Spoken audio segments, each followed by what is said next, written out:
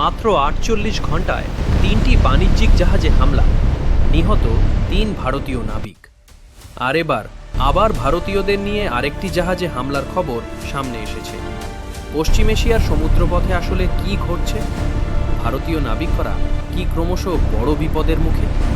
শেষ পর্যন্ত দেখুন, কারণ শেষের তথ্যটি আপনাকে অবাক করতে পারে। ওমান উপকূল থেকে আসছে নতুন উদ্বেগের খবর। ওমানের সিনাজ বন্দরের কাছে একটি বাণিজ্যিক জাহাজ হামলার মুখে পড়েছে বলে জানা গিয়েছে। ঘটনাটি প্রকাশ্যে আসতেই নড়েচড়ে বসেছে ভারতীয় দূতাবাস। প্রাথমিক তথ্য অনুযায়ী গিনি বিসাউয়ের পতাকাবাহী জলবীর নামের জাহাজটিতেই হামলা হয়েছে। সবচেয়ে গুরুত্বপূর্ণ বিষয় হল,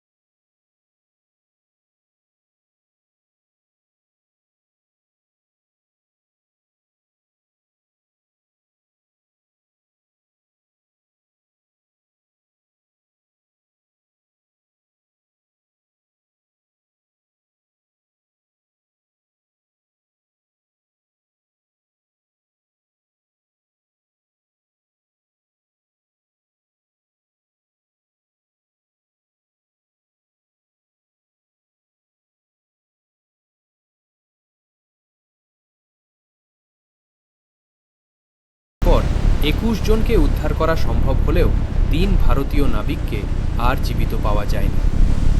এই ঘটনার পর কড়া প্রতিক্রিয়া জানিয়েছে ভারত।